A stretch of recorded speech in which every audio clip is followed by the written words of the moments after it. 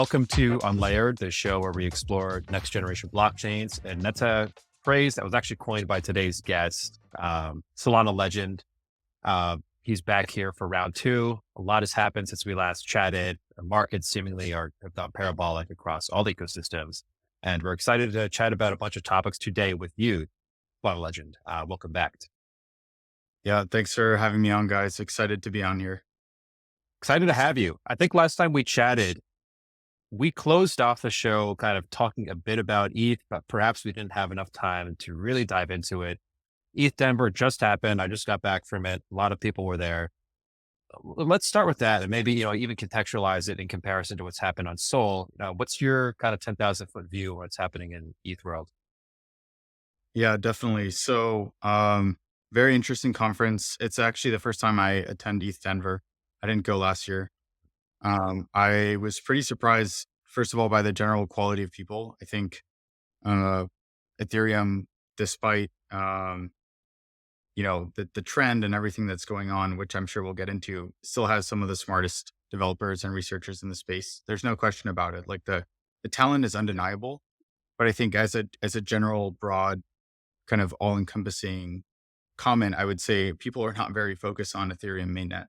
Extremely focused on every flavor of restaking, layer twos, layer threes, infra on infra on infra. But at this point, I think it was Anatoly who said layer one isn't for users, it's for block space, and it's for layer twos. And I think that phrase rings 100% true. I mean, being close to the metal at the conference, everyone I talk to is excited about a layer two or some other project, but no one is really talking about ETH mainnet. Yeah. No one's really using it either. I mean, because it's just so expensive to use these days. I think, Dave, did you say someone was like paying $500 in gas recently or just some crazy screenshot? Yeah, exactly. $500. But at the same time, to me, I feel like most of the activity is on the Ether one. That is where the meme coins generally exist. That's where the NFTs are. That's where the most liquidity is for the DeFi applications. So as much as everyone's excited about the L2s, I do think that single state blockchains do have extremely good product market fit. So I don't know. Yeah. How do you see L2s progressing? And do you actually think that there is going to be a migration this cycle? I sort of agree with you in the sense that, like, if layer twos and the modular world is so, if that's the winning view of the world, then why do they keep using ETH mainnet as like the place to launch the biggest meme coin or your project? And I think it's the concentrated liquidity and user activity as well as like the shared state that you mentioned. And really, if you look at the best layer twos, in many ways, they're going to be used as layer ones. These are pretty much islands that are doing a soft vampire attack on Ethereum layer one or on each other and trying to attract the most users and developers and TVL that they can. But I think it's just in stark contrast with, say, a Solana of the world. Like in a world where there's different layer twos floating around, those are essentially like ledgers floating around in the nether. Sure, they're tied with bridges and, people sometimes bridge liquidity back and forth. But by and large, I think that's not too dissimilar from, for example, like in TradFi, you have like NYSE and the Tokyo Stock Exchange and London Stock Exchange. You've got these different ledgers and there's a latency and there's arbitrage between them, right?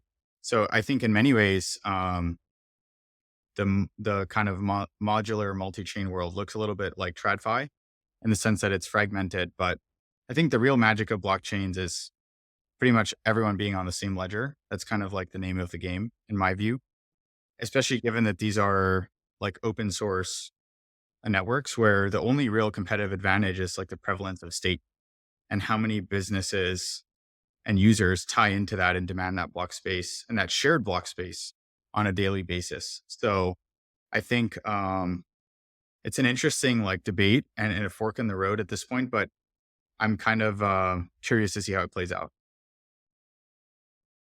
Are there any L2 ecosystems that you find compelling? Obviously, Blast has done pretty well. I would say they kind of proved a lot of people wrong with their whole model for launching, which is basically the exact opposite of what every other L2 is on.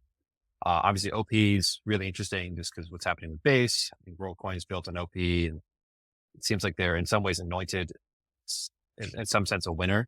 A lot of interesting protocols in Arbitrum. I mean, the list goes on. There's new L2 every week. Does anything stand out to you? I was looking at a chart recently, and it turns out most of them it's a pretty even split in terms of like revenue and generated by each L2.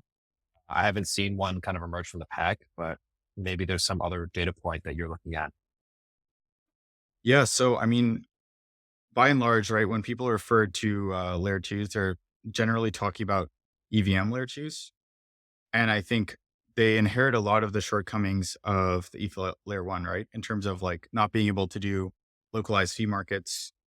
And really it's a combination of, like Logan and I talk about this. It's not only how much block space you have, it's also how you're using that block space. And if you're not able to isolate hotspots of activity, like from an application or a contract that's getting spammed, that's contentious piece of state, then you're bidding up the fees for everyone, right? And I think like in Right. many ways, it's kind of like at the point when it inherits a lot of the shortcomings of the layer one, doesn't offer a lot of enhancements. And even if it did, if the optimal layer two looked like Solana, why would you pay for bandwidth twice? Like, why would you pay for it once at the layer two and once at, layer one? So I think that's kind of like, we've been a little bit to the end of the road on the discussion. And I think, layer twos right now are almost a way for people to kind of sweep the problems of the layer one under the rug, go a level higher, and then basically have another fresh round of investments and venture fundable opportunities that they can be early to. And then I can only imagine they're Yeah. going to do it again with layer threes. And now look, and that's not to say there's nothing to learn from these guys, right? I think they're incredibly smart and connected. And their go-to-market, for example, with Blast has been brilliant.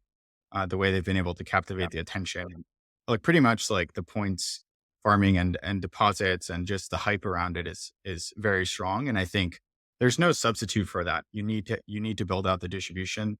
And even if you have the best product in the world, you need to make people care about it. You need to get them invested, emotionally invested, financially invested.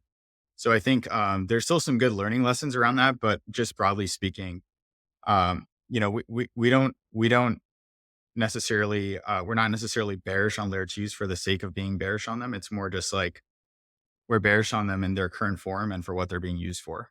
If someone brings us a use case or an application that's uniquely enabled by a layer two, and it's like an app chain and it just clicks and it just makes sense, we have nothing against it. It's just more like we've kind of yet to see that. Yeah, I often come back to that as everyone is just raising and launching general purpose L2s. And so they really are just trying to recreate a single state blockchain again, and then trying to create these potentially moats. Generally, they're not very interconnected with other ecosystems. They try and then have their subnets sitting underneath them. So this whole like modular thesis, to me, it wears a bit thin when you actually realize that there aren't really actually that many apps being launched on this modular roadmap, as far as I can tell. So yeah, I mean, Except for the do you think? interoperability ones. Yeah, well, exactly. Yeah, they benefit for sure, right? It's like bring on the multi-chain world. There's certainly people that are invested in that future and that stand to gain from it. There's no doubt.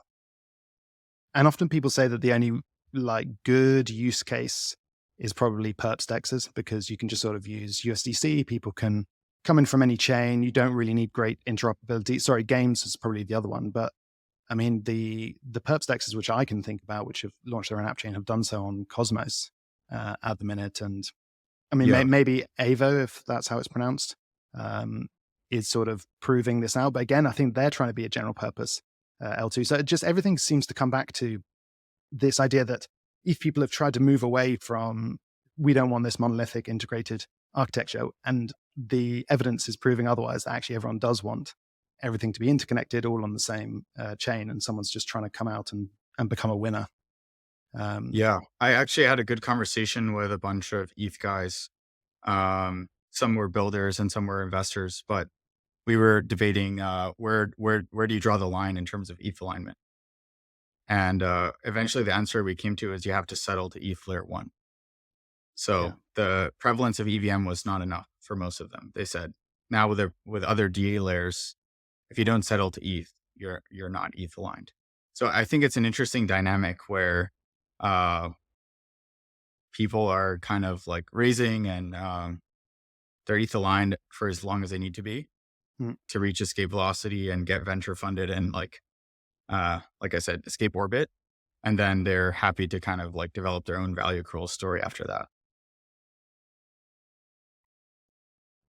One question I wanted to bring up is the role of these central driving forces between layer ones, obviously totally for Solana, Vitalik historically for ETH. My sense is that his influence on ETH and its direction has really diminished substantially over the last couple of years or so. Um, I mean, are you getting the same read? I mean, how do you see that kind of playing out? Like Vitalik, you mean? Yeah, Vitalik and ETH. Yeah. So I think obviously he he birthed the concept and like push the industry forward leaps and bounds. But I think that the community is pretty divided at this point. There's a lot of people that are in one camp versus another, and what people are seeing really exemplified is the social coordination cost and the social cost of having a modular world where everyone can spin up their own virtual machine. Everyone has a different idea of how blockchains should scale. Like, I mean, it's not an overstatement to say, like, if you went around the room in some of these conferences and like talked to 20 people, every single person would give you a different answer, a slightly different answer of how they think Ethereum roadmap should be done, or how blockchain should Right. scale. So it's like at some point, the cost of coordinating all these different viewpoints is just so extreme that you can't reconcile all of them into one concise, clear roadmap. And I think that's one of the things that attracted me so much about Solana initially when I got involved in like 2020, 2021 was I felt like there was a very clear North Star, which was communicated by Tolly as early as like 2018. Basically, one synchronized state machine globally at this, with consensus at the speed of light. And he really hasn't wavered at all. If you go back to early podcasts or your early writings, he's basically been, you know, pointed towards that North Star exactly and hasn't really changed it. Now, there's been different, approaches and different side quests in terms of like having to spend most of 2022 fixing spam and, quick and stake weighted QoS and all these different things, localized fees. But really that was a means to an end. That wasn't the end in and of itself. Right. So I think what I applaud about some of these guys like Tully is just how concise and clear thinkers they are from first principles, and then how consistent they've been. They haven't really flip flopped at all. And I think it's not a knock on Ethereum. I just think they're trying to assemble together a kind of a Frankenstein monster here of like a jigsaw puzzle, and they're trying to make a bicycle break the sound limit. It's just really hard. You mentioned earlier that to be ETH aligned, you probably are only just going to have to settle to the ETH1. What do you think that does to ETH value accrual over time? And there's often this talk about what's going to become commoditized. Often people say DA will be commoditized.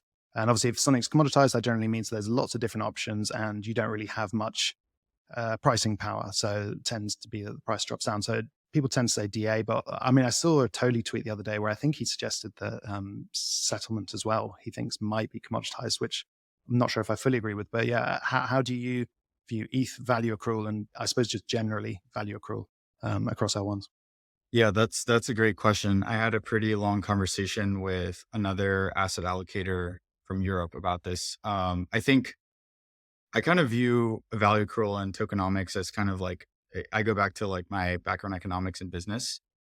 And in a classical sense, there hasn't really ever been an economy that has achieved long-term sustainable growth in aggregate demand with a deflationary currency.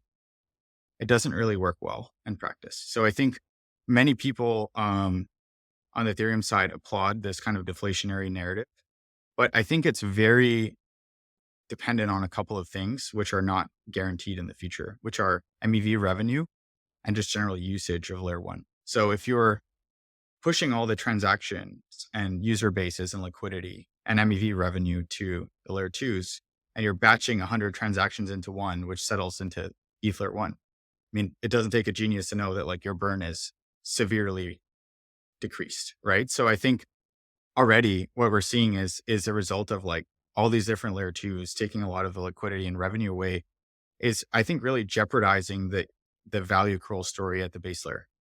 And I think a lot of people point to Solana and say, hey, Solana is inflationary, but fees on Solana are up by an order of magnitude since November. DEX volumes this morning were higher on Solana than they were on Ethereum.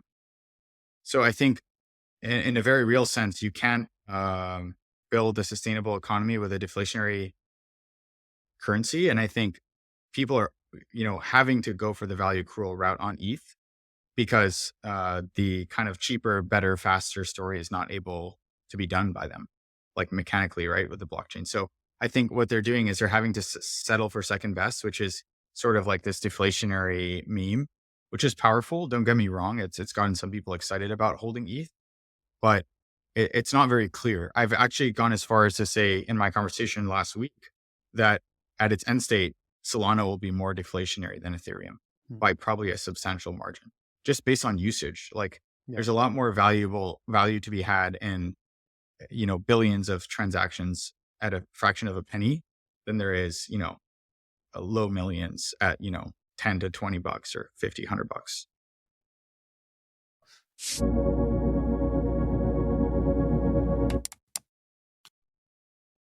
It's actually a good point. The usage side, especially on Solana, which to me is happening more organically.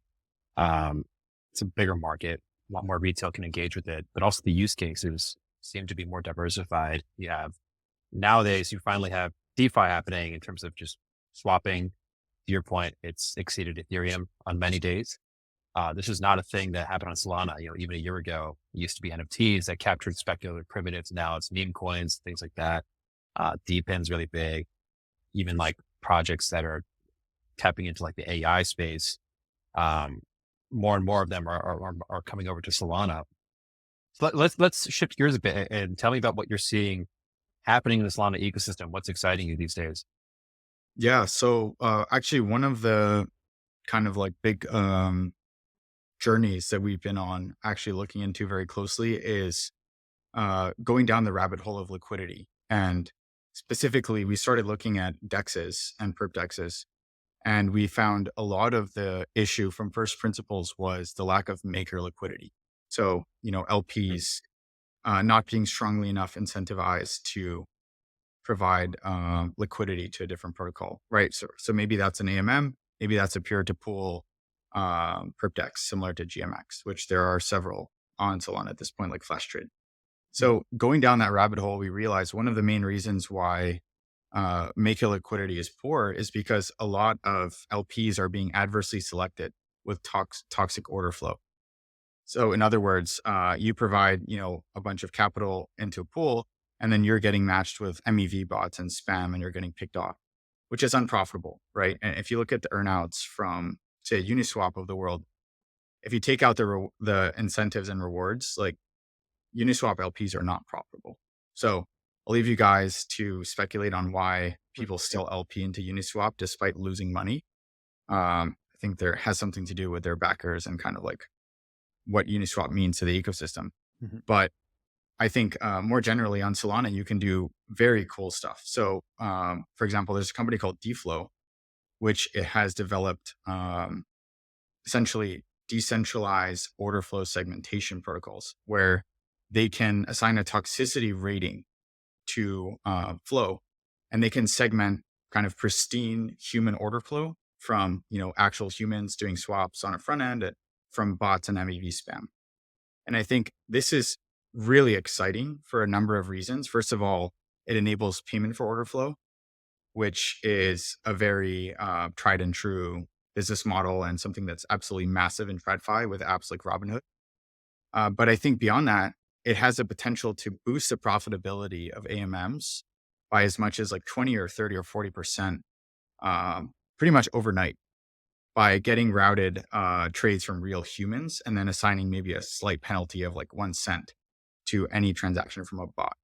So I think this is something that, Solana uniquely enables, but we're extremely excited for the future of kind of that post Fire Dancer on-chain trading scene, what that looks like in terms of, TPS, in terms of low latency. I think that the UX of on-chain trading is going to be incredible. It's not as going to be as good as a centralized exchange. It's not going to be one MS because of physical limitations, but it's going to get very close. And I think, if you factor in the fact that there's no KYC and Solana will offer, very seamless trading experience with like no downtime with multiple validator clients, I think that end state that DFlow is building for, particularly with regards to kind of payment for order flow and order flow segmentation, I think it's going to be absolutely massive.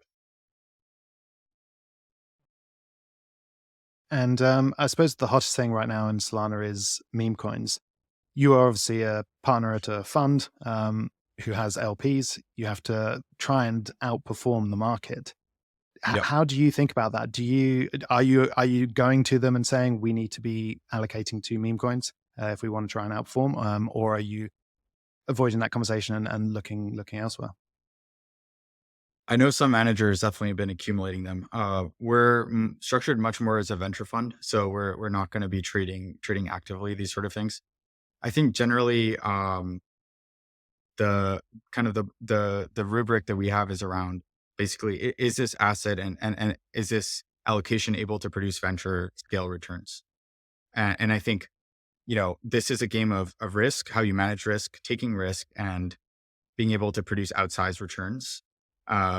Many times these meme coins or dog coins have produced venture, what would broadly be construed as venture scale returns. But I think the issue is just around the duration of like kind of in which time period do they produce that, and do they have the staying power to fit into a 2, 3, 4 year portfolio? And I think, if we were a liquid fund, it would make more sense. But as a venture fund, it's a little bit hard to justify. But it's very exciting nonetheless. I kind of view dog coins and meme coins as sort of a leading indicator, and nothing else as a vehicle for mass adoption, and also kind of a Trojan horse for crypto adoption more broadly. I think wherever the eyeballs and the attention go first, that's a very good leading indicator as to which ecosystem is going to lead.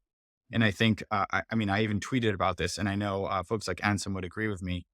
The fact that Solana has the top meme coins and dog coins this cycle in terms of bonk, with even stuff like Myro, Win, and now some of these AI coins like Jensen, I think people are really excited to be trading on Solana. And whether they bridge over to buy some bonk or some whiff or whatever that is, this is oftentimes the way people make their first Solana transaction, and they experience the Solana UX for the first time. So I think it's a very strong indicator that teams and the top devs are choosing to drop on Solana, and they're really capturing a large amount of retail. I mean, if you look at BonkBot volumes, if you look at number of wallets, all these metrics are just up and to the right. Yeah, because I suppose if you're trying to incentivize people to actually go on chain, you basically need to be offering them, the potential to earn a load of money. That's the only real way it's going to happen. And previous cycle, it was sort of, you can, I don't know, go into these super complicated DeFi apps and try and rehypothecate your stack. And I think it's a bit too much really for the average person. Whereas I think they will be tempted to come on chain if it gives them the chance of getting 1000x meme coin. So, I mean, related to meme coins, do you think that this could be a sort of meme coin super cycle, as some people are talking about? Do you think that this could be the result of like financial nihilism, as someone else has been tweeting today? Do you see this run continuing? 100%, I see it continuing. I actually tweeted the other day that this is perhaps a meme coin cycle, just based on the fact that people like to stay liquid. And the potential to, like you said, make life-changing money from one small investment or small buy is extremely attractive to most people. I think younger people generally, my generation, Gen Z and younger, they're not interested in S&P investing. They're just not. Like this is kind of like the everything bubble thesis that a few like very esteemed investors have written about, is that basically there's obviously passive flows on Wall Street, but in terms of retail, a lot of people would rather not contribute anything to their IRA or 401k and just take their chances in something like the crypto markets. And that for a lot of, older, more gray-haired investors, this seems incredible and they can't believe it. But I do think it is a new market structure and a new market paradigm that's emerging. And, in the same way that many traditional equity managers underperformed during the kind of like 2009 to 2020 timeframe with big tech just running, people really underestimate these trends in the long run. They overestimate them in the short run and they underestimate them in the long run. And I think if you look at the long tail of returns and how exponential some of these gains are, humans have a really hard time picturing exponential gains. Like if you're to use a crude example, if you're a Neanderthal walking through the forest, how do you experience exponential returns or exponential gains? Like it's mostly linear. Everything in nature is kind of more or less on a bell curve, right? Rainfall, whatever, snowfall, leaves, water in the river. It's all like a Gauss's curve. But when do you walking through the woods experience exponential gains, right? Or exponential returns and the power of compounding? It's a little bit harder to conceptualize for humans. So many people sell too early. And of course, that's the worst thing you can do when something is growing exponentially. But I think just more broadly speaking, these memes, the ones that have mimetic value, a broad cultural appeal, beyond just the crypto native sphere, I think these are the ones that have the greatest chance of kind of breaking out into the mainstream and captivating millions of people. Yeah, that trend you're alluding to, I always refer to it as the rise of yellow capitalism, yellow capitalists. It's like Gen Z, even Gen Y to a degree. They have a propensity to gravitate towards things like crypto and even like meme coin or meme stocks back in 2021. It's another example where they feel like they're behind financially. They haven't bought a house at 30 yet. They have saddled with a lot more student debt than their parents and grandparents were. And so I completely agree with you on that point. I think one question that you mentioned earlier, just how you think about returns as someone on the venture side of investing. Is this opportunity going to bring venture scale returns? How do you think about that in the context of today, where we're in this early stage of a bull run?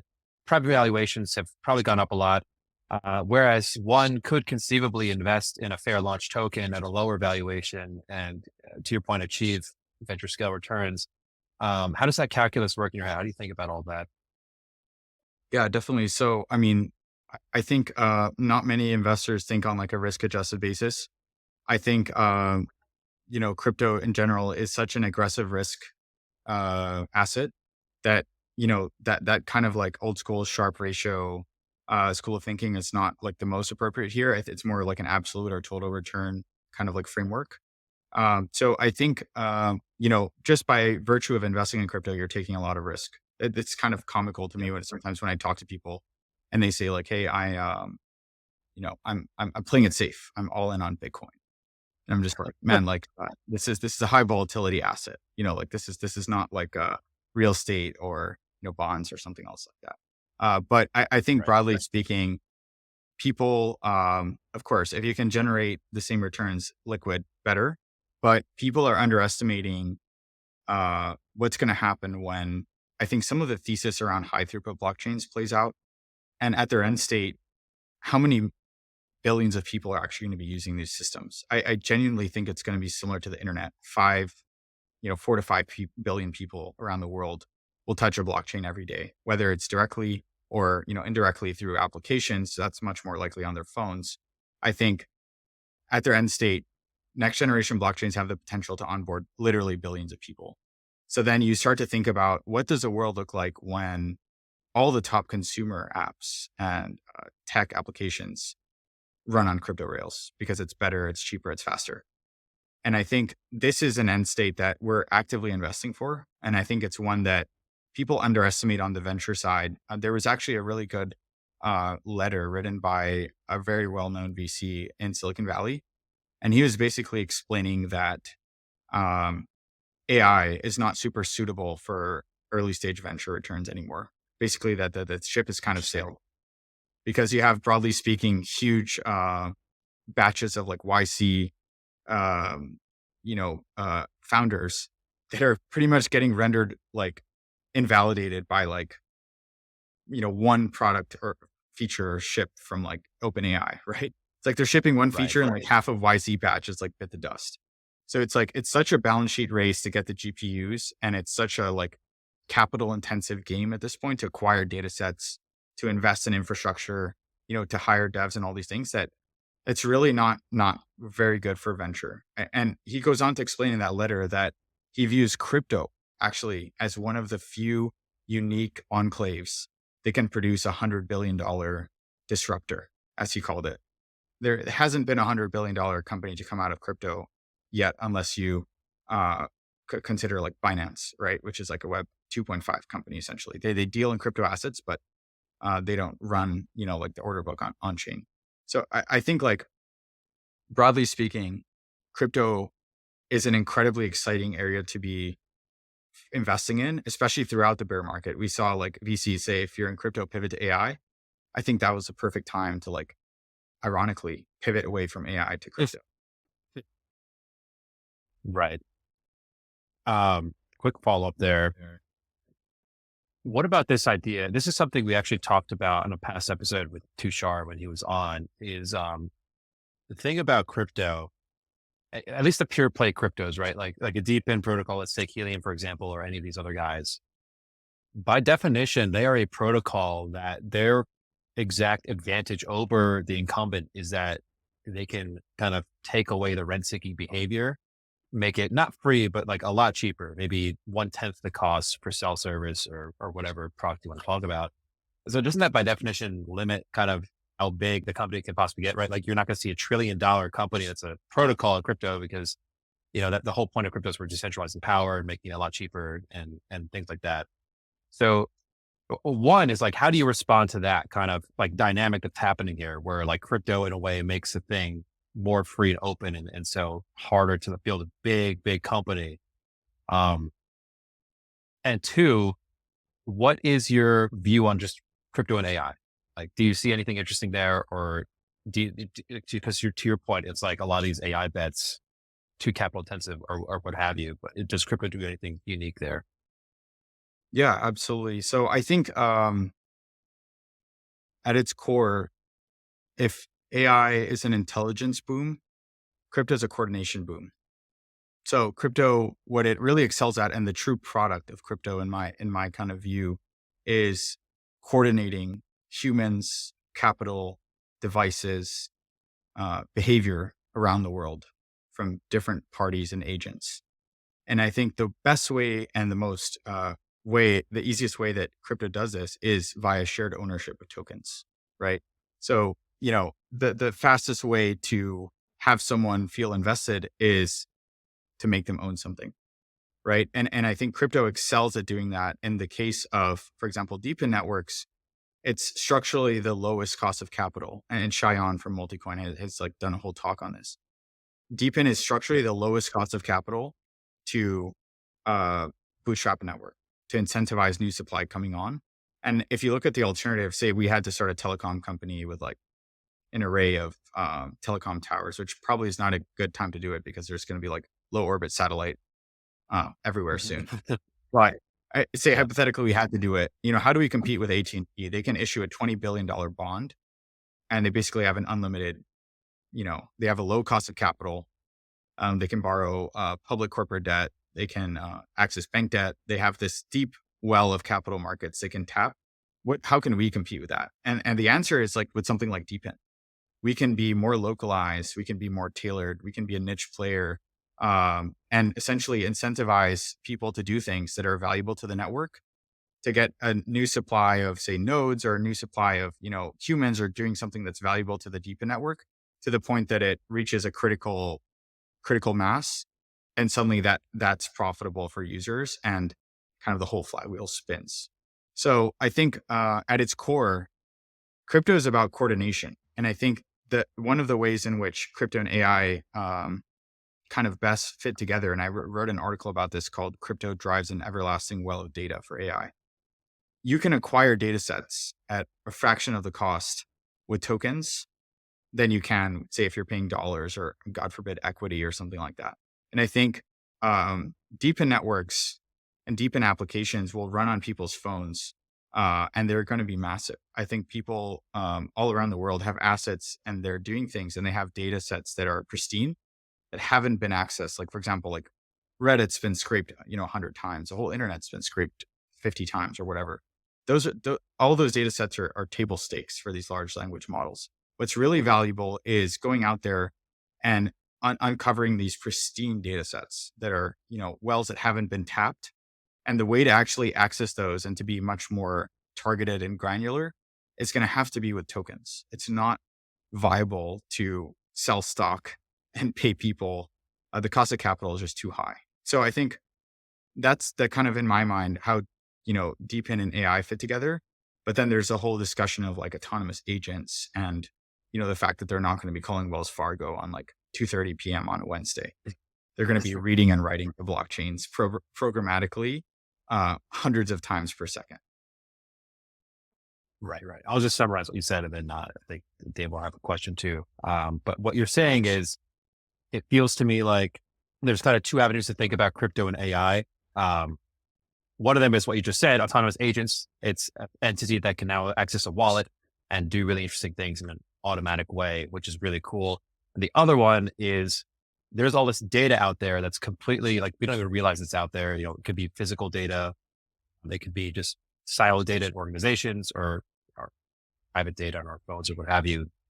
That can be used to train models or improve models in a way that's not possible with open data like that's on the internet, and tokens, the only way to incentivize the sharing of that. And so I completely agree. I think that's like the right framework to think about the intersection of these two.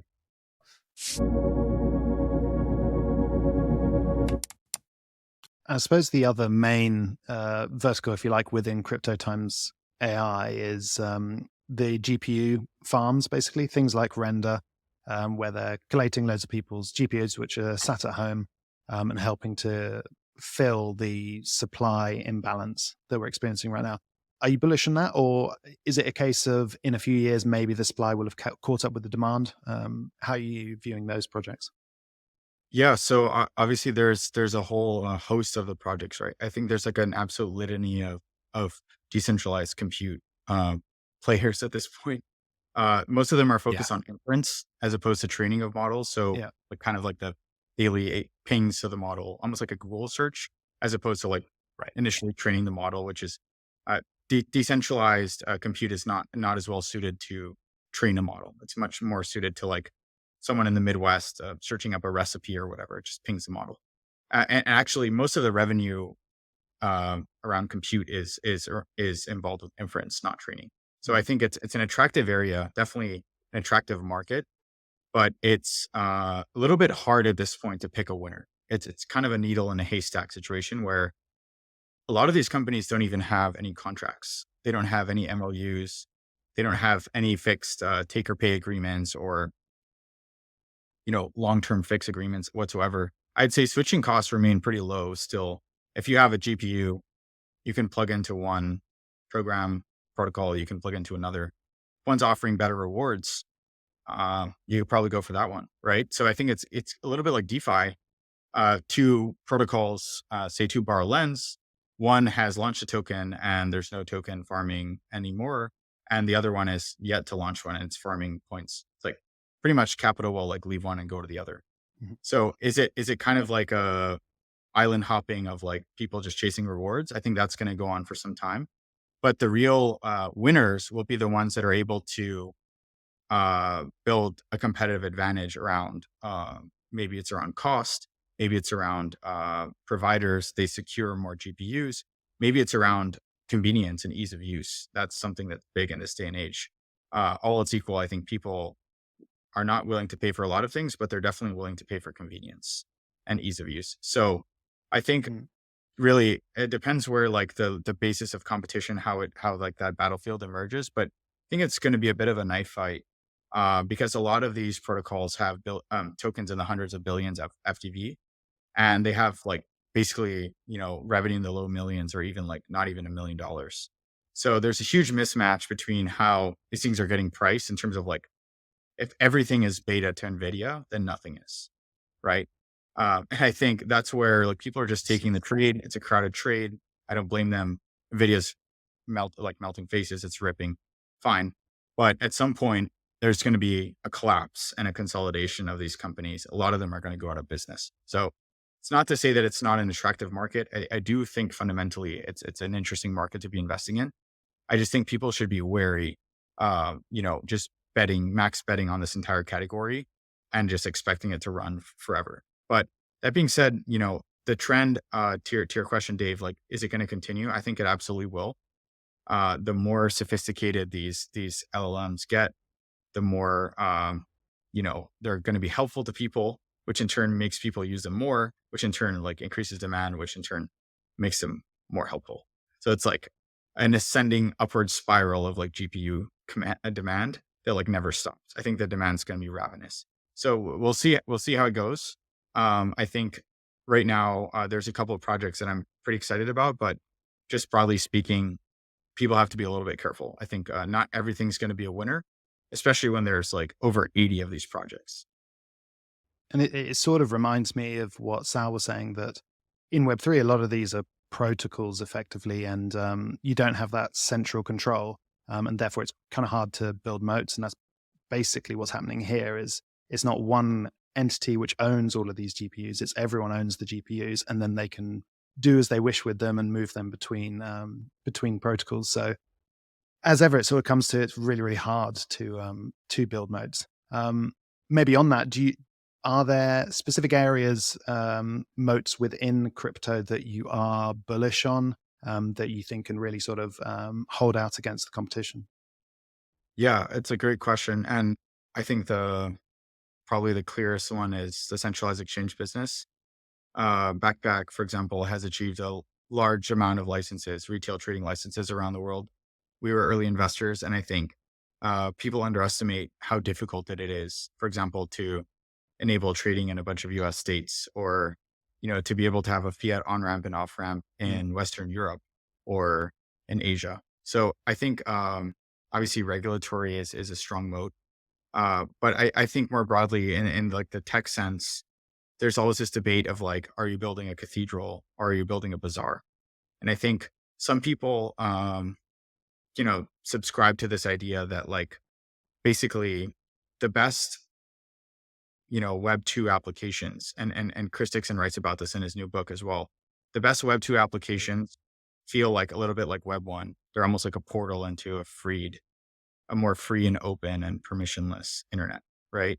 In the sense that like Patreon allows you to regain ownership of your audiences and how you monetize them and how you interact with them, versus like a YouTube, which is an archetype of like Web 2 censorship. And it's a platform where you can invest 100,000 hours and it can be taken from you like this. They actually control, how your videos are monetized. They control what you can talk about, what you can't. So I think really the most interesting aspect of crypto for me is a return to almost like the Web 1 principles of, a free and open internet, and crypto being kind of the economic value transfer layer for that, right? So if like, you could do calls over voice over internet protocol, then crypto is like money over internet protocol. And it allows a transfer of economic value in ways that have really not been possible before. So I think, really the moat that companies build, a strong moat is distribution. And another one is around like, what kind of user experience and emergent user experience can you offer?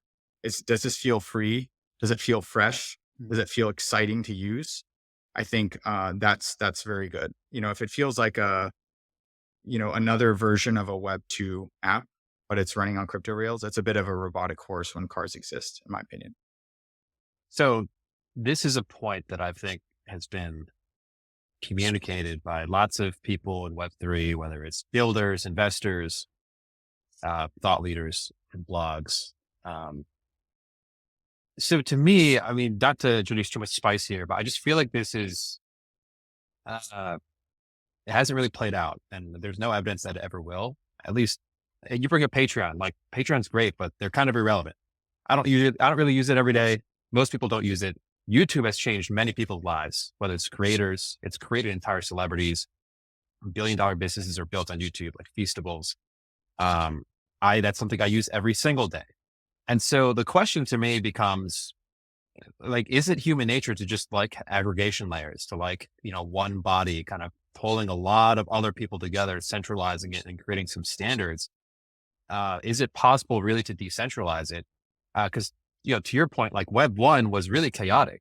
You had forums with all these random people making content, and there's no standards being adhered to. Even MySpace, like, the joke was everyone has a different looking page because, there's no, there's no standard template, and everything kind of looks like fake person or grift or whatever, whatever you want to call it. It wasn't until Facebook came around that social media had billions and billions of users worldwide. So how do you reconcile that? How do you reconcile history versus what crypto aspires to be? Yeah, it's a great point. And I think really there's a difference between like the front end and what people can touch and feel versus what's happening on the back end. And I think people like centralized touch points. They like to go to one place where all the noteworthy content is, right? And it's a main reason why, for example, like there's a huge amount of people, billions of people every day that talk to each other on via Instagram DMs as opposed to text.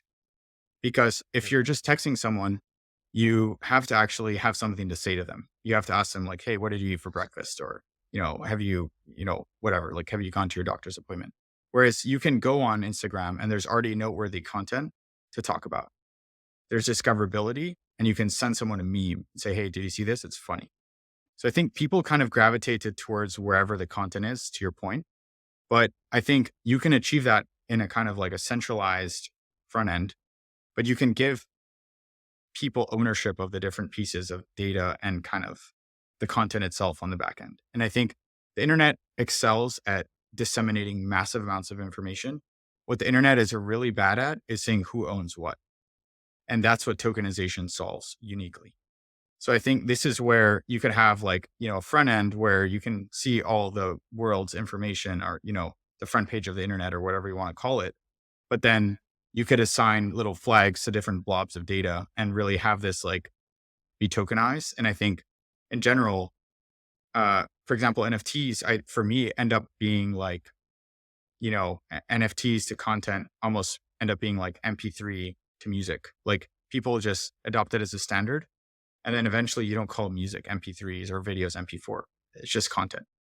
In the same way that like tech, at one point, internet companies were distinct from technology.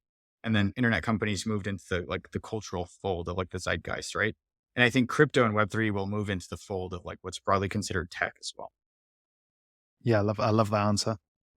I just wanted to come back to something you said earlier, where you were talking about, I think it was a Silicon Valley VC saying that crypto basically is one of the last bastions of places where you can get outsized, 10,000x returns or whatever it may be. I kind of feel that currently the meta is that it's only really in the private rounds where a lot of that exposure is possible. And that's in large part post ICOs. It's in large part because of the regulations and fear of regulation basically from the projects. And a lot of people say that every new bull market is started because of new ways of capital formation. I think it's Tushar from Multicoin that has popularized that. But actually, I don't know if it's quite right. I feel like it's actually the bull markets are created by ways in which normal people can get into things early. Because that was NFTs. You didn't have VCs buying into NFTs. I think that's meme coins. I think that's liquidity mining, all these things where you can actually get in at the first step. So I suppose my question to you is, do you think that it's maybe skewed too far, that VCs maybe have too much early access to these projects? And would you like to see the return of something like ICOs or some other way to allow people, I suppose airdrops is another way that people are getting on the ground floor, but a way that they can actually invest early on rather than being airdropped something when it's already at 5 billion valuation? Yeah, it's a great question. And it also gets into like how you bootstrap a community, right? And I think even for layer ones or layer twos, there's a unique challenge today where, back in the day, you could buy Solana at $100 million market cap, like on public markets. And if Solana was a company, with common equity, there's no way a public market participant could gain access to, buy a coin of Solana or share or whatever that early. Just a common person with an internet connection. Like if you're connected enough and know what you're doing, you could literally buy a Solana at 100 million with a Lenovo laptop from 2010 and a broadband internet in the middle of like Kazakhstan.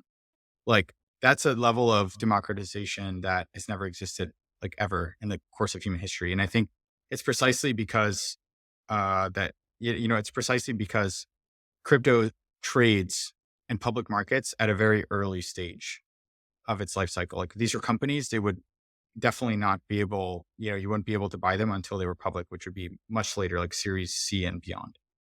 So I think that has a very special effect of essentially opening up these venture scale returns to public market participants all over the world in a permissionless manner. And I think it really gives access to a lot of people to kind of sorts of investments that they would never have a hope or a chance in high hell of ever investing in. So I think it's very powerful. But to answer your question directly, I think in some ways we're having a return to kind of more of like the ICO and fair launch approach. I think it's the most equitable. I think it's the one that gives, in many ways, the protocols themselves the best outcome as well. Like obviously, if someone could buy ETH at ICO, that's the best scenario for them personally. But I think what people underestimate and underrate about ICOs was the effect they had on community building and for the protocols themselves and for the blockchains. When you can make a large amount of people life-changing money, I think people really underestimate the effect that has on an ecosystem. And conversely, when you open a new layer one at 5 to 7 billion FTV or 10 billion, as I'm hearing now, what does that have to do? What effect does that have on crypto native retail, right? Okay, sure. You can give them an airdrop. Fine. It's never going to be as good as being able to buy this at a few cents a coin. So I think, in many ways, protocol founders need to be very cognizant of the trade-offs that they're making by opening at such a large FTV. Your early investors are going to be happy, but in many ways, you're perhaps shooting yourself in the foot because in many ways, opening at a lower FTV is sort of taking a step back to take 3 steps forward. You have that social layer. You have that early group of evangelists, guys that will, support every protocol. They'll provide liquidity and TVL into the, DeFi apps. They'll sweep your NFTs. They'll mentor and advise your founders free of charge because they're already very highly invested in the success and future of the ecosystem. And I think this is what's gone remiss and what people often, who haven't been very early to a blockchain, they don't realize the effect, for example, that, that the Ethereum ICO investors had on evangelizing the chain. Or for example, early Solana participants like myself, like folks that, probably wouldn't be on this call if they weren't given the opportunity to buy Solana under $5.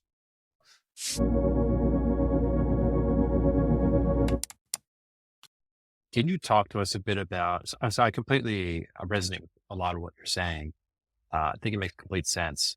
Now, in reality, what I'm seeing or hearing about, through the grapevine is we're in this part of the cycle now where you have all these infra projects that are just raising at hundreds of millions of dollars FTV, if not more, some in the $1 billion territory. And the funny part is, investors love it and they'll eat it up just because these things can get bid to double-digit billion FTVs. And this kind of infra phenomenon that does not exist in any other industry. I've never seen anything like it, only in our industry, self-perpetuates. You build infra that touches other infra and it kind of all rehypothecates into itself. And, these things just get crazy, crazy high. I mean, what's your reaction to that phenomenon? Historically, I think when we had Kyle on this show in the summer, he said the ratio between infra deals versus consumer is 6-1, something like that, which I don't find surprising at all. And I think that number makes a ton of sense. I'm not sure that number is ever going to change. Maybe it'll actually go even more skewed towards infra. What's your reaction to all of that that's happening in spite of what, we just talked about with respect to people getting in early on some of these deals and kind of evangelizing early on? I think, first of all, it's a great question. And it's one that pretty much like we've sort of set up the fund to take advantage of this dynamic where 90% of venture dollars in the space have gone to the EVM ecosystem, like EVM landscape, broadly speaking, right? ETH layer 1, layer 2s, or like adjacent infrastructure. I think infrastructure is overbid in many ways because it's the kind of like high risk, or high reward, low risk. It's viewed that way, whether it is actually, Yeah. it tends to, depends on who you talk to or looking at the numbers. But I think broadly speaking, when people zig, you have to zag. If you want to produce outsized returns, then you have to be contrarian, you have to be right, you have to be early. So in many ways, there's a dynamic now where people are max bidding infrastructure rounds. They're funding them because you don't need product market fit to pretty much, you don't have to like come, face to face with your failures as infrastructure project because you're building infrastructure, right? That's for the applications to worry about. They can come on top and they have to deal with DAUs and MAUs. If you're infrastructure, all you have to do is like build a narrative and say, hey, this can be used for X, Y, and Z. And then, you just basically by choosing the category in which game you're playing, you can gain a higher valuation. But I think at some point, what's actually going to happen is that, and maybe this is already happening slightly, way too many dollars are going into infrastructure, and then there's a profound underinvestment in applications. So what does that mean? That means the applications that are standout, that actually can go the distance, that are built on the right stack, like Solana, that are performant, that can actually serve millions or even billions of people one day, are super undervalued because there's less dollars chasing the same deals. And I think a great example of this is Tensor. Blur raised at 100 million, Tensor raised at 10. So that's 10 times the upside for your limited partners for the same deal. I'd say team is just as talented in Tensor, if not more. And addressable market is the same or larger on a chain like Solana than it is on Ethereum. So really, like, it's a question of like, what kind of upside are you looking for? And I think towards the end of this bull market, I firmly believe there's going to be new layer 2s, new layer 1s, restaking layers, all these different things that are not able to get a term sheet. They're not able to get funded. And I think that's going to mark the end of the infrastructure build out phase. And people are actually at some point categorically not going to invest in EVM based technologies because the performance is so much higher, say on a Solana or Sui or Monad of the world, at least like low performance EVM, right? So I think that's an end state we're rapidly progressing towards. And I think just by being contrarian, doing analysis from first principles, trying to see where value is going to accrue and taking a different approach to most of the herd, this is how you can actually outperform by a substantial margin. How do VCs continue to do this over and over again? Not you guys, but traditional VCs. The volumes have absolutely fallen off a cliff during the bear market. And now we're in a bull when if you're investing now, firstly, you're going to be at higher valuations, but also you've probably got a couple of years until you're actually going to be able to sell anything, by which point it's probably going to be a bear market again. So how do they keep getting it wrong? What structurally was different, I suppose, with normal VCs that wasn't the case with you guys? Well, I think there's a lot of folks that are managing large funds, and I'm not singling out anyone here, by the way, just a broad comment. And this is true of like hedge fund managers and people in TradFi as well, and traditional tech. A lot of people are working for the 2%, not for the 20. They're in the asset management game. They're trying to like increase the amount of money that they manage. And the incentive to really outperform goes down. Say you have a $400 million fund, and you charge 2%. Like you're making $8 million a year to essentially wake up in the morning and make toast and like have some coffee. You know what I mean? Of course, you have to hire a team. It's not all just going to your pocket. But for small fund managers, like we eat what we kill. We're out here to outperform, to make a name for ourselves. We can make, quite frankly, a lot more money working for someone else from like a salary and income basis. It's much more about like proving that we have the access, proving that we can manage risk, proving that we can be good stewards of other people's money and manage the book prudently. And I think that's kind of like the difference. And that's why there's a lot of alpha decay in as funds get larger, they just underperform. And maybe that's to do with also the fact that Series A and beyond, it's just not as robust as like pre-seed and seed in crypto.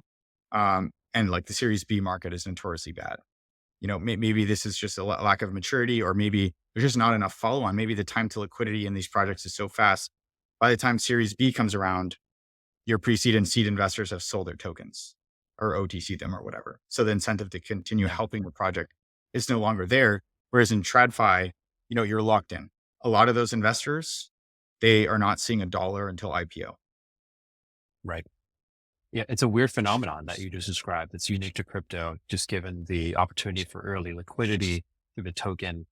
I think the moment when A16Z invested in Eigenlayer, $100 million, that was kind of a great litmus test for where we're at in terms of the fundraising landscape. And kind of the reason why I asked that whole question about infra, because I just feel like, all right, here we go again. We're going to run this playbook back. Not to say anything bad. I mean, Eigenlayer seems like a good project. One topic I wanted to kind of touch on and maybe close out on is just what's happening in this world of Bitcoin. At the start of the year, ordinals came out.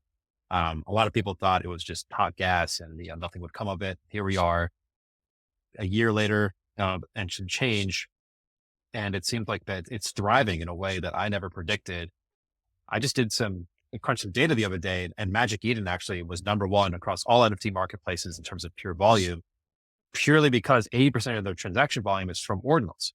Which is pretty insane. And on the one hand, they seemingly have executed the first kind of big company to execute a multi-chain strategy, 80-20 Bitcoin to Solana NFT trading volume. But I mean, this bigger trend we're seeing now, ordinals aren't going away. They have PMF clearly. I believe something like Node Monkeys will flip CryptoPunks in terms of floor price. And I think maybe multiple Bitcoin ordinals will do that. What's been the kind of your response to what you've seen on the Bitcoin side? Yeah, I think in many cases, like the next big thing starts out looking like a toy, right? And I think that's a great article by Chris Dixon as well. I think people really underestimate a small reframing or a small recategorization of something that we're somewhat familiar with. It wasn't just NFTs on Bitcoin. It was a more profound shift than that. It was the fact that people for the first time could do something with their Bitcoin that wasn't just like stack sats and like there's some laser eyes and go on Twitter and tell people to do the same. Like for the first time in history, people could use their Bitcoin. They could buy Bitcoin assets. They could buy assets that were denominated in Bitcoin, like natively, right? They could help secure the network, and paying higher fees. Suddenly, miners are more profitable, and suddenly, ordinals began to get inscribed on rare sats. I remember I talked with ZK Shark, the founder of Ordinal Maxi Business, at NFT NYC last year, and he told me, Legend, I'm inscribing one of the first PFPs on rare sats. And I'm going to be honest, guys, I kind of faded. That's a very costly mistake. It's a multi-million-dollar mistake on my part. But I think it's an important lesson to learn that when there's a new dynamic emerging, right, and something like rare sats helping miners be more profitable, like rare and uncommon sats are now being sold by the person who mines the block, and it supplements their operating income as business. That's pretty cool because the block rewards are getting halved, obviously, in a few weeks or couple months, like 1 month. So this is helping secure the network, but I think it's a new paradigm. And I think ordinals were just the new thing back then and the first thing, but now there's BRC20s, which are doing insane volume. I don't know if you guys have been seeing, for example, Ordi doing 100x the volume of the entire Solana NFT ecosystem, one asset, right? One asset. So, players like OKX are leaning into this as a kind of a fulcrum to gain market share on Binance. They're saying, we were earlier to BRC20s, maybe Binance faded, missed a little bit. It's an important new battlefield that's emerged. And now with BRC20s and the next iteration, Runes, R6, all these different things, it's only going to go further. I think Bitcoin DeFi is still in the very early innings, and the profound amount of liquidity that exists on Bitcoin cannot be understated. Like it is quite literally 1 or 2 orders of magnitude larger than Ethereum, which in turn is 1 or 2 orders of magnitude larger than Solana. So it's like very, very large amount of capital waiting. And I think, frankly, there's going to be cool opportunities there. The issue is that for me, it's kind of like a better version of ETH. You're still not going to have global infrastructure, global businesses running on Bitcoin. You just can't. It's just not possible. It's like dial-up. You can have the best business on dial-up. It can be, the coolest. It can be the most OG, whatever. Fine. People have fun with that. There's still guys on Wall Street running 2001 Excel. Like they're used to doing VLOOKUPs and HLOOKUPs. They don't want to update their computer. Fine. Some people stay on Bitcoin. Some people stay on Ethereum. But my point is for me, kind of like Bitcoin is like a better version of ETH at this point, like, unfortunately. So Ethereum's Yeah. a bit of a rock in a hard place where it's getting squeezed from high throughput blockchains like Solana that are better pure infrastructure, better pure smart contract platforms on one side. And they're getting, also squeezed by layer twos on that side. And then on the other side, at kind of these crypto native Ponzi's, Bitcoin is going to just dominate, to be honest. Right. It's the more sound money, right? Like Yeah. no one can do ultrasound money better than Bitcoin.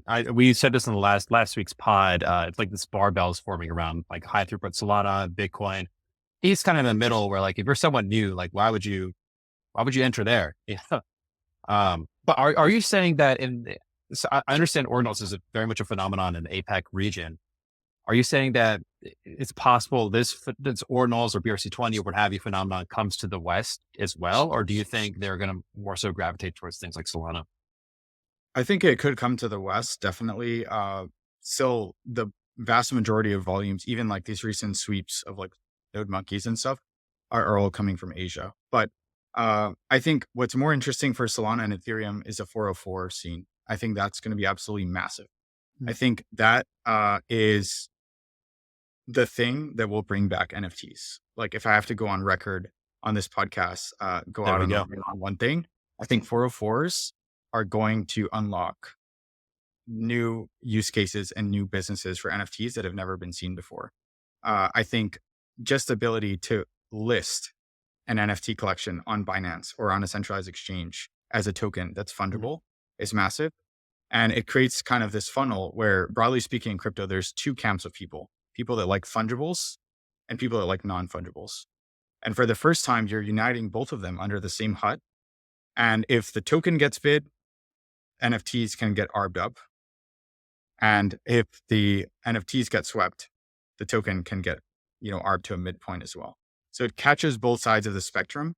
And I think you have a situation where hybrids, even OG collections like Bored Apes, are going to be hybridized into fungibles.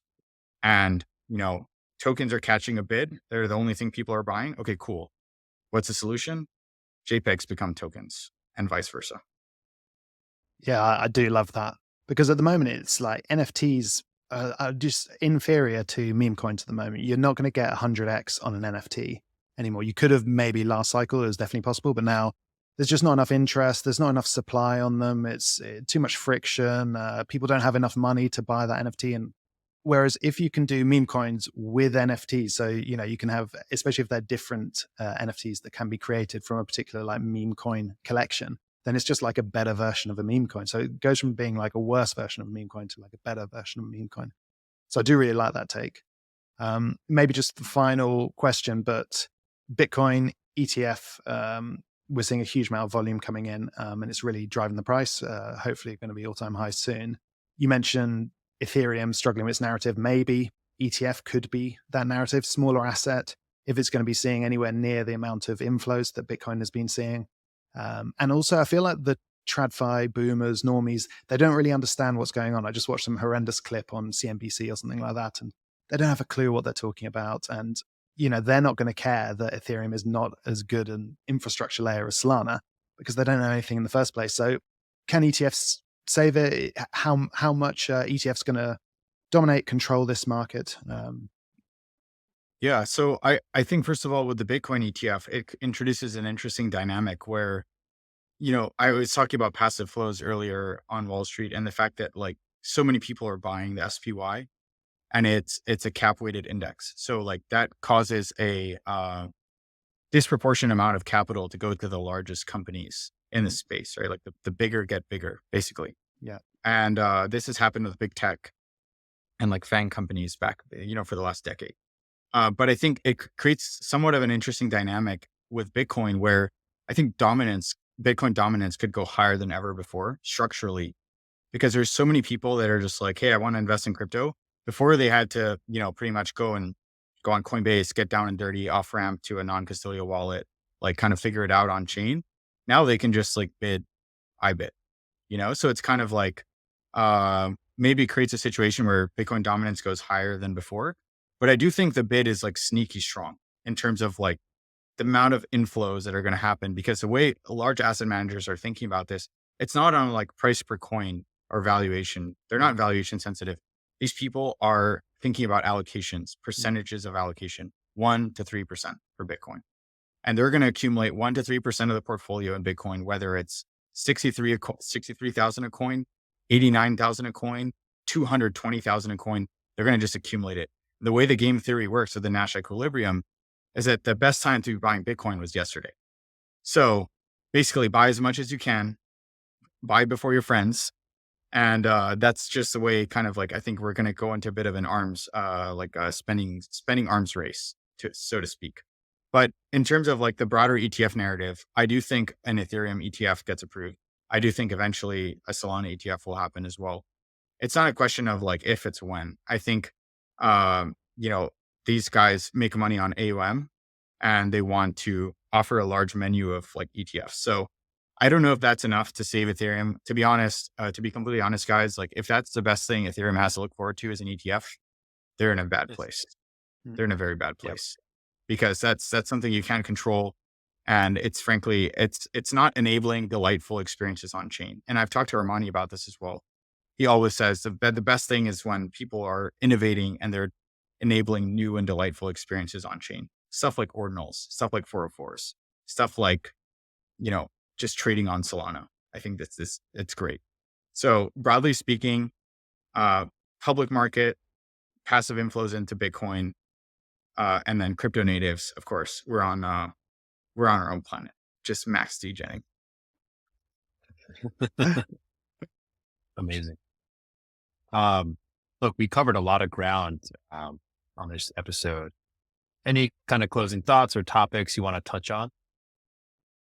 No, I'm really excited. I think we're kind of going into the jaws of what looks to be a pretty insane bull market. Retail is showing up, but pretty recently, I think institutions have been pretty much leading this one.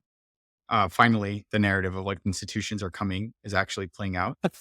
So I'm pretty excited. I'm pretty excited for the whole asset class to increase. And I think one thing that I've been thinking about a lot, and I'll kind of leave you guys to think about this, or maybe you don't have to answer, is kind of like if we're sitting at, I don't know, 2.5 or maybe I think it's like 2.7 trillion market cap today, and we're going to go to 10, Bitcoin's going to be maybe 3 or 4. What's the other 6 or 7? Very, very good question. Good to think about, right? Yeah, 100%. Yeah, we'll definitely ruminate on that. But yeah, I love it. And you're right. Institutions are coming. That's a meme I saw back in 2017 when, or 18 rather, after all the bags went down. So it's good to feel, just to see that materialize finally. Well, Mr. Legend, always great to have you on the show. Really appreciate you taking the time in this very hectic season we're in. But yeah, looking forward to your future tweets and investments. Awesome. Thanks a lot, guys. Thanks for having me on.